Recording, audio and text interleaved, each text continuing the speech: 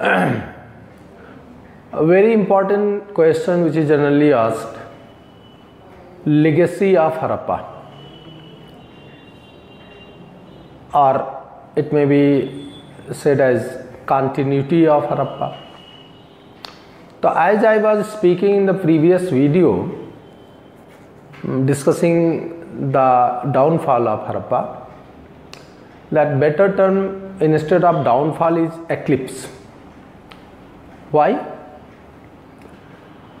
Because there is a temporary disappearance of Harappa from the site, and it reappears after a period of time, and still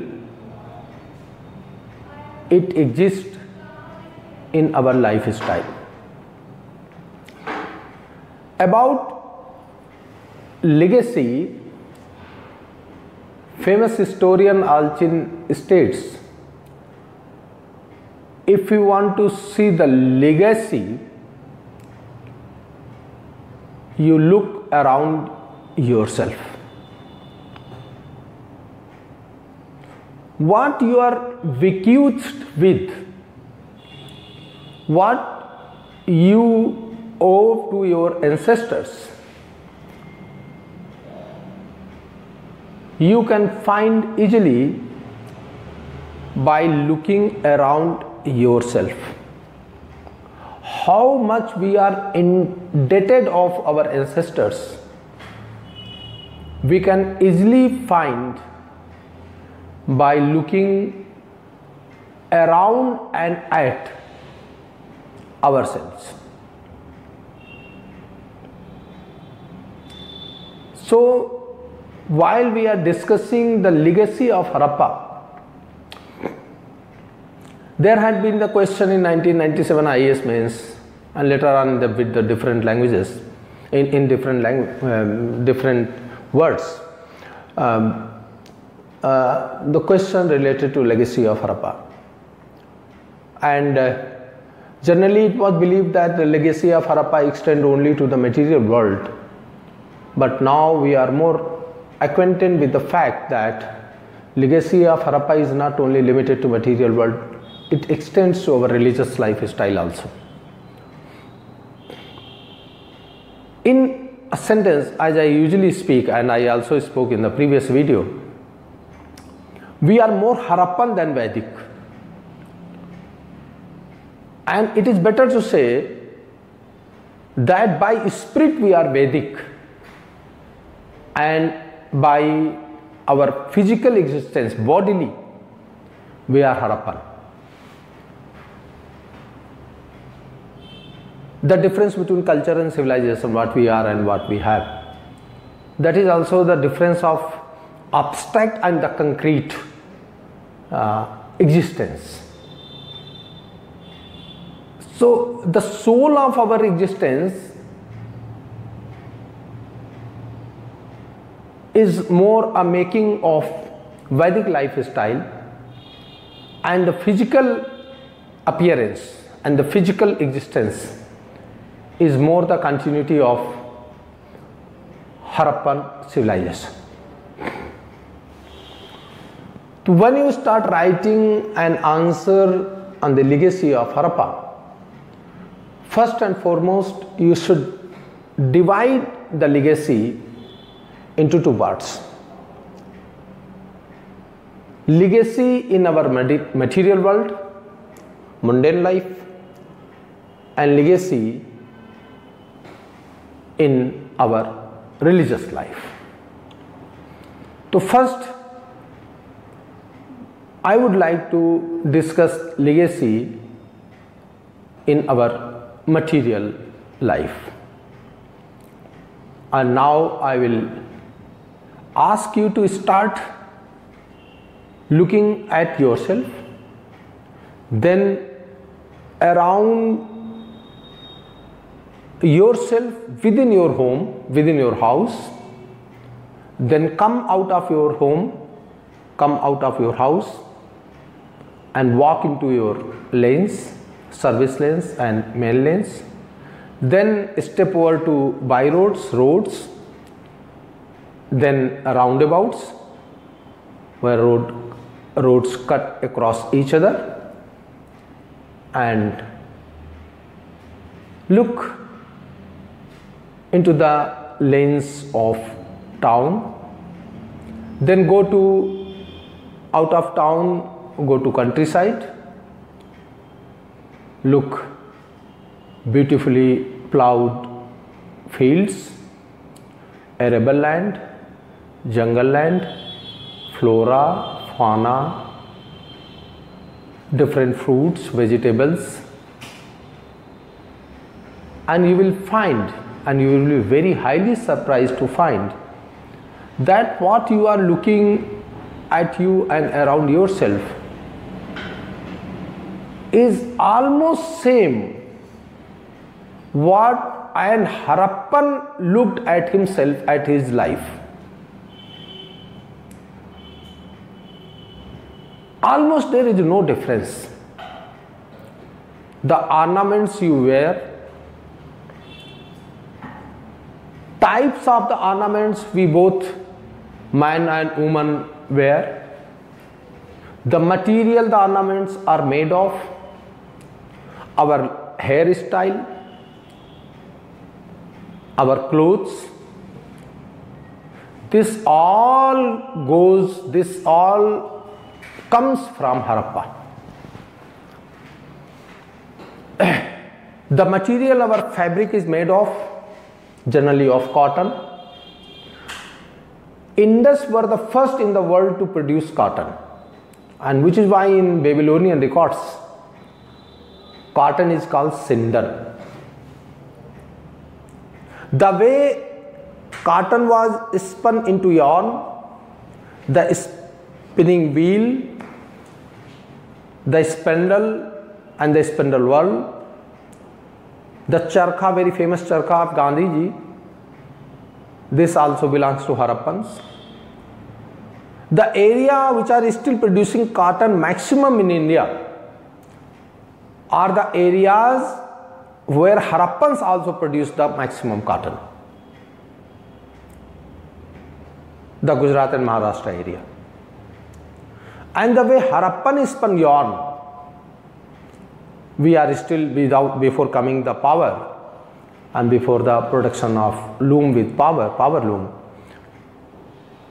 We for thousands of years produced cotton fabric and same style as Harappans produced. Cotton, spinning of cotton into yarn, making fabric out of spun yarn, dyeing pattern, stitching, tying with buttons.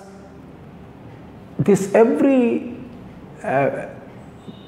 almost every step of making a fabric and making a cloth belongs to Harappans. Nose studs, earrings, armlets, necklace, girdles, anklets, these ornaments generally men and women bedeck of it, they decorate, they make themselves beautiful. These all ornaments were known to Harappans. The use of the precious and semi-precious stones,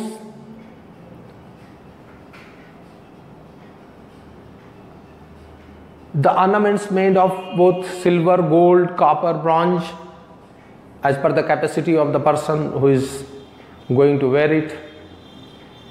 This all range, and making beads of precious and semi-precious stones and making hole into the beads so that it can be woven into a thread to convert into a necklace. This all pattern, alternate fashion, stone bead, metal bead, the necklace made of many layers, this all was known to Harappans. Hairstyle. The most popular hairstyle that is the braided plait. It is a very popular hairstyle of women folk of village side. That was known to Harappans, braided plait. And rest of the life hairstyles, pigtail, ponytail, boy cut, this was also known to Harappans. Almost 16 type of hairstyles they were acquainted with. Combing their hair, making plaits, braiding it, this all, making a short loose lock, let it hang on your shoulder. This is the hairstyle of the dancing statue of Mohenjo-daro. This all belong to Harappans. And dressing themselves before the dressing table, that was also known to them. We have received the evidences of bronze mirror, long mirror, and before which generally women used to sit to bedeck themselves, to get themselves spruced up, and short stool. So dressing table, that was there in Harappa. Face paint, corollium, lipstick, this was also known to them. They used to do makeup. We have received vanity boxes from different sites of Harappa. So this vanity box, that is very often responsible for the vanity of a woman, that box was also known to Harappans. Both men and women, as of today's world, today's India, wear ornaments that time also. Generally, we prefer to wear printed cloth, cotton cloth. They also did the same. Dyeing was known to them. We have received dyeing wets from Lothal, tie and dye to make their cloth colorful. That was known to Harappan, and that is known to us. And it's very surprising that the tradition of this is still continuing in the same areas where the people were practicing in the Harappan times. That's very strange. So look at yourself. You will find that maximum of your lifestyle is nothing but the continuation of lifestyle of Harappans. Top to bottom, head to toe, the ornaments, the clothes, the makeup items, almost everything was known to Harappans. Rather, you can say that for everything we owe to Harappans. Now you look around yourself and sit in your courtyard. If you visit any village and go inside a house, the model house of any village side made of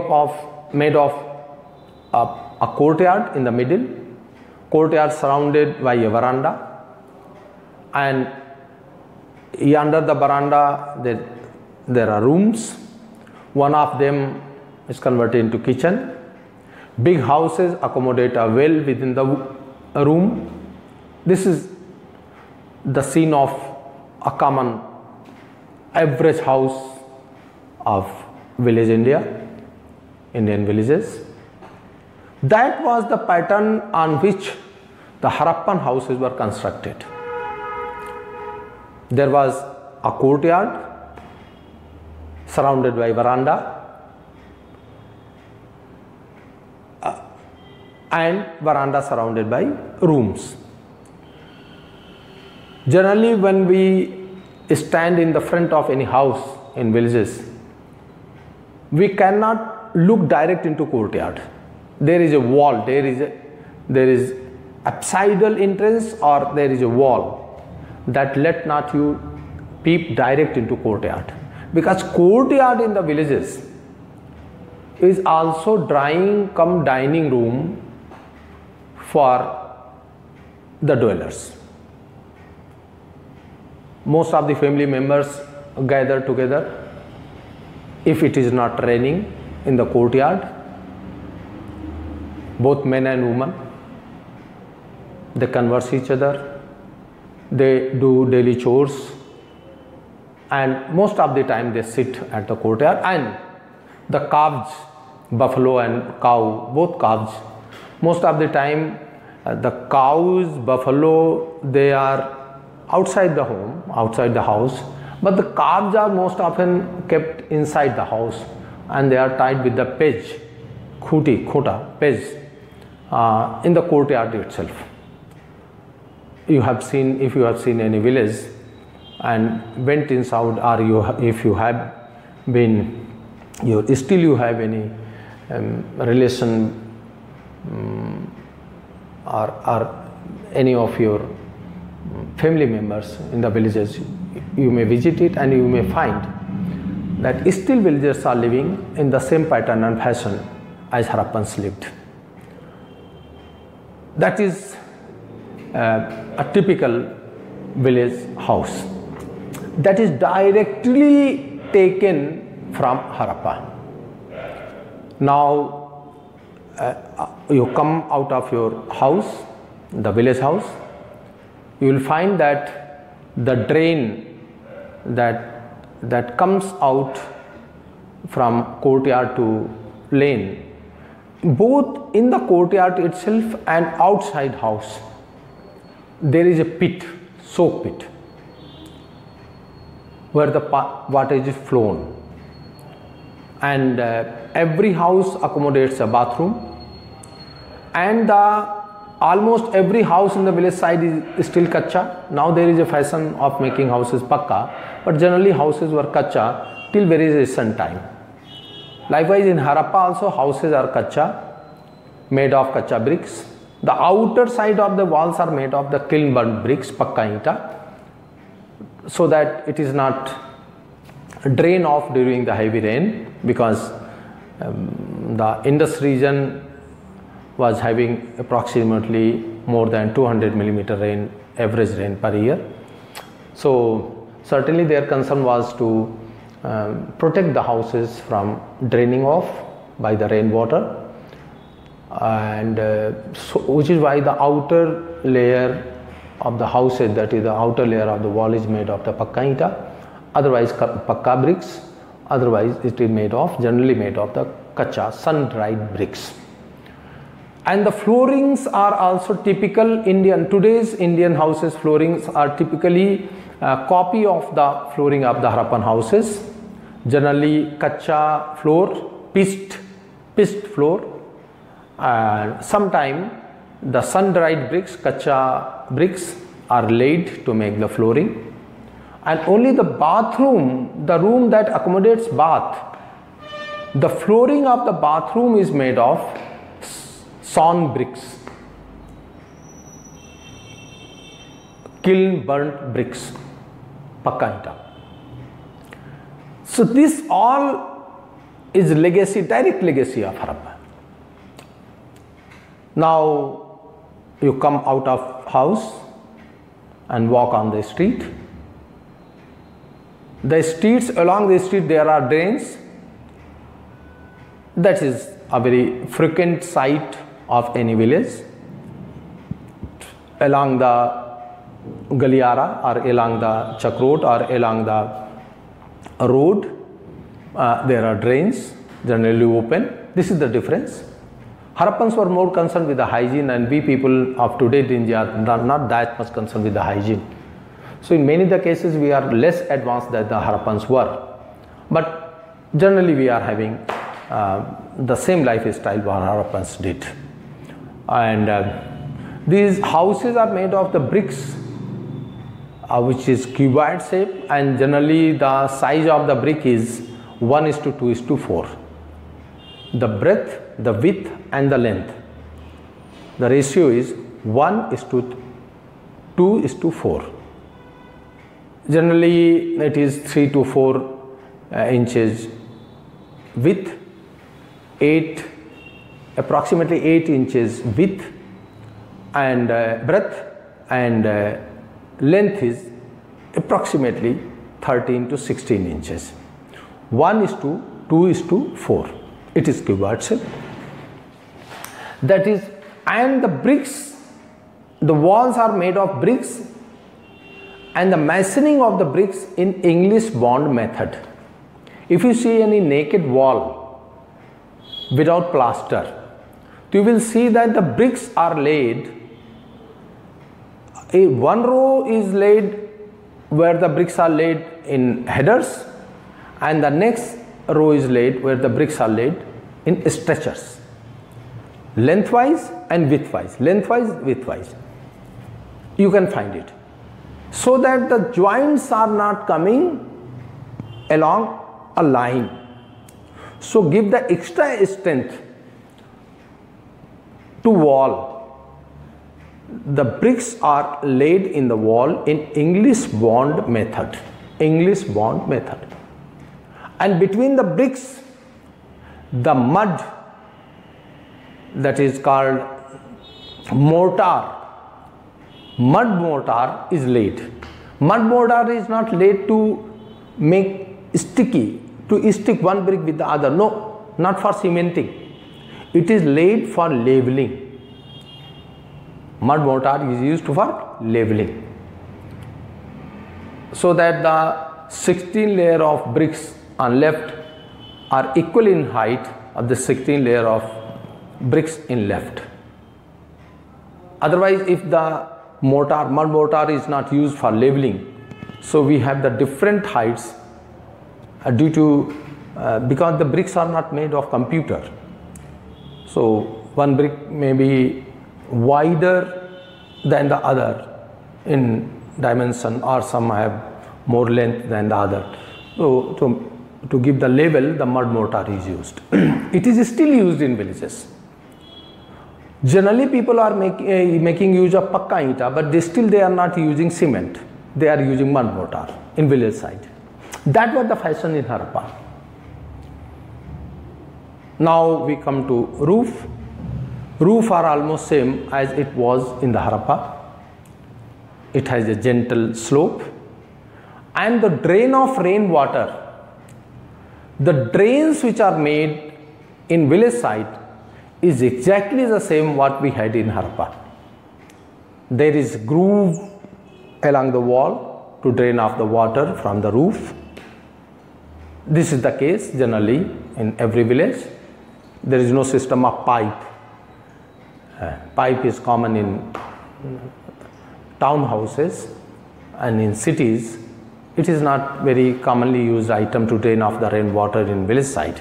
There is a groove, or there is some pipe made of tin or made of wood to drain off the rainwater from the roof.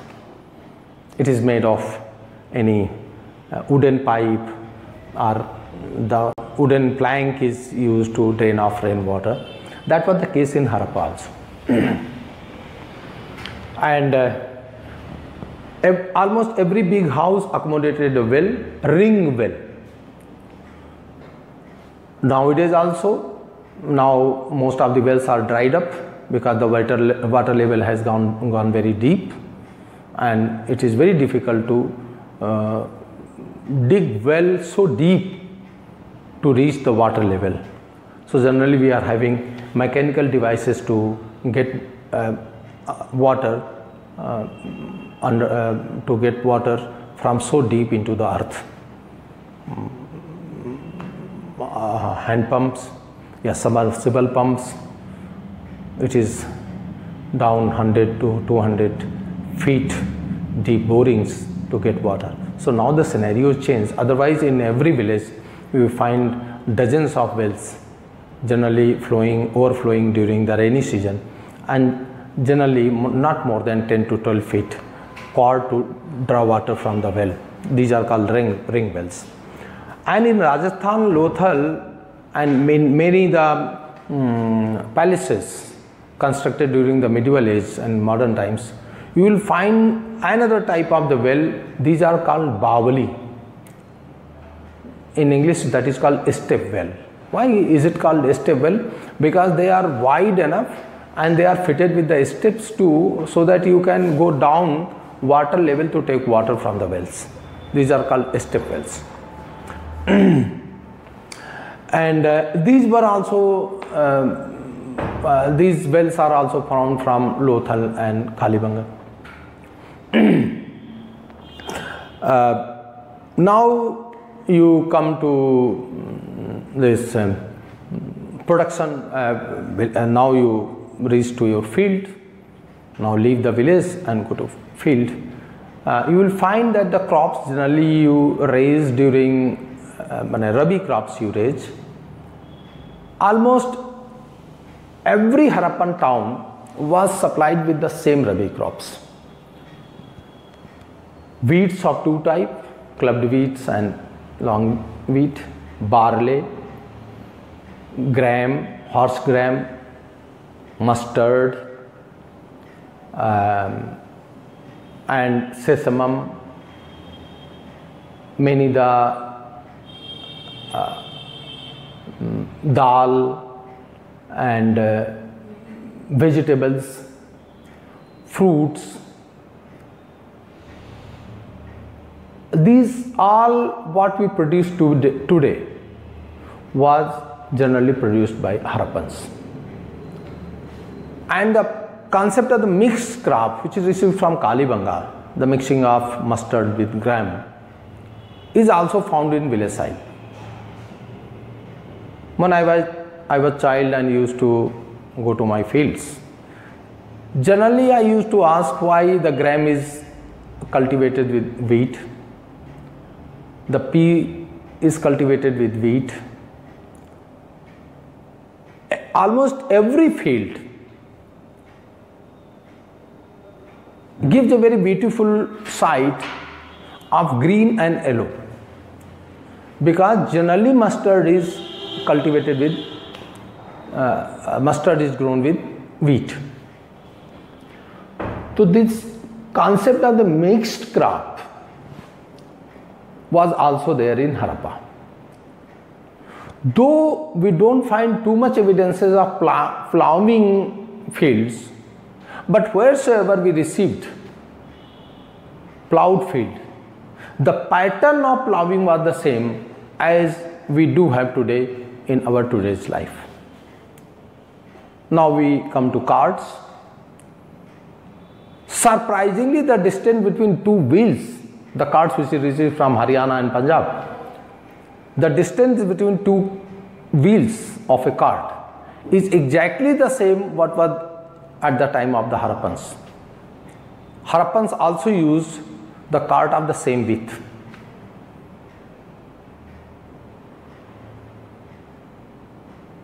The sheep which produced wool, Harappans produced, domesticated to produce wool, is the same what today the people belonging to Himachal Pradesh and other places are producing. The sheep is same.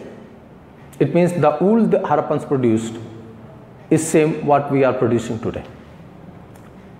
Even the round anklets what Himachal Pradesh mostly women wear is same what Harappans themselves worn at their time.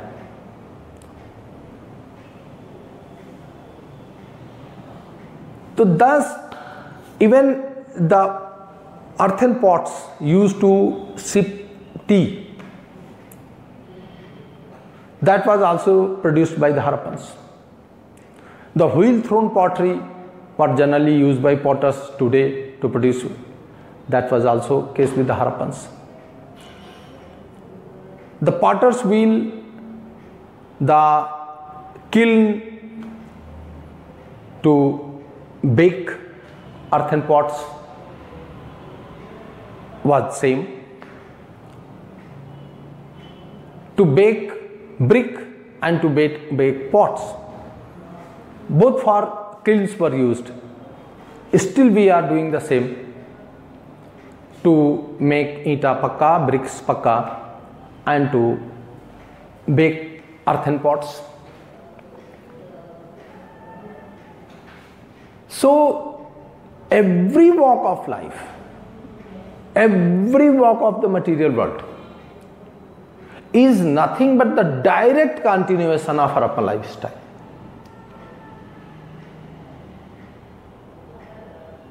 Even the tandoor, which is very popular among Punjabi and Western India, was the same what was used by the Harappans. Harappans also used tandoor. The menu of our lunch and dinner is approximately a replica of the Harappan menu. Vegetarian, non-vegetarian,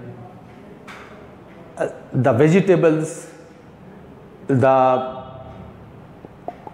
chicken generally people eat up to date in India.